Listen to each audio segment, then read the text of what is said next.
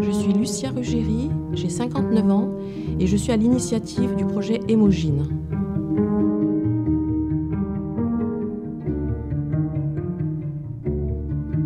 Votre parcours en une phrase ? Je suis médecin hospitalier depuis une vingtaine d'années aux Hospices civils de Lyon. Ma spécialité, c'est l'hémostase clinique et biologique. Et dans mon exercice professionnel, j'ai, après une formation en philosophie, pensé me recentrer sur des activités dédiées spécifiquement pour les femmes. 3 adjectifs pour vous définir en tant que femme de santé ? Alors je dirais passionnée, curieuse et je pense bienveillante. Votre initiative, en quelques mots ? C'est une association qui a plusieurs objectifs. D'une part, pour améliorer l'errance diagnostique et le parcours des soins des femmes qui présentent des règles abondantes, et d'autre part, apporter aux patientes elles-mêmes une information médicale et aux professionnels de santé qui seraient intéressés, des contenus de formation continue qui soient validés médicalement et scientifiquement. Comment est née votre initiative ? Hémogine est née d'une prise de conscience que j'ai eue lors des premières consultations avec mes patientes dans le cadre de l'hôpital de jour dédié à Lyon.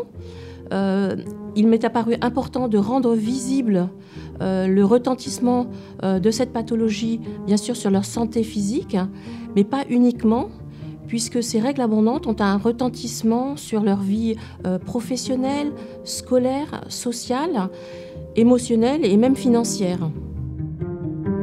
En quoi ce que vous faites est utile ? Les chiffres parlent d'eux-mêmes, puisque depuis 2 ans que nous avons créé l'hôpital de jour à Lyon, plus de 800 femmes sont venues nous consulter, dont on va dire presque un quart viennent de la France entière.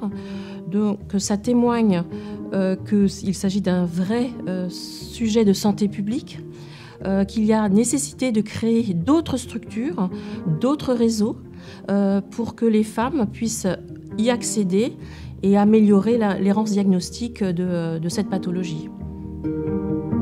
Que vous apporte ce projet ? Alors, je pense que ça donne réellement un sens à mon exercice médical. Je pense que ça m'apporte le sentiment qu'à mon niveau, je peux contribuer à améliorer la santé des femmes de façon générale.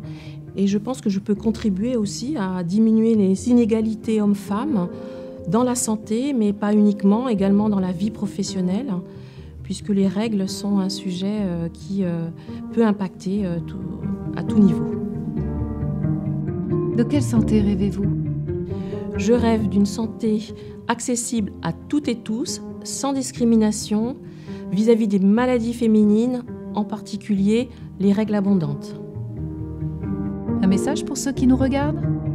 Alors si heureusement la santé féminine commence à devenir un sujet largement appréhendé par la société, par les médias, l'exemple de l'endométriose, la ménopause qui sont devenus des sujets politiques, médicaux, en tout cas des domaines de recherche, ne doit pas nous faire oublier qu'il existe d'autres problématiques médicales féminines, comme les règles abondantes, qui méritent également un intérêt, puisque ça peut toucher jusqu'à plus de 50% des femmes pendant leur vie. Et pour le futur, qu'est-ce qu'on peut vous souhaiter ? Une bonne santé pour me permettre de poursuivre le développement d'Hémogine, qui me tient énormément à cœur et qui me permettrait également de rassembler d'autres professionnels autour de cette problématique des règles abondantes.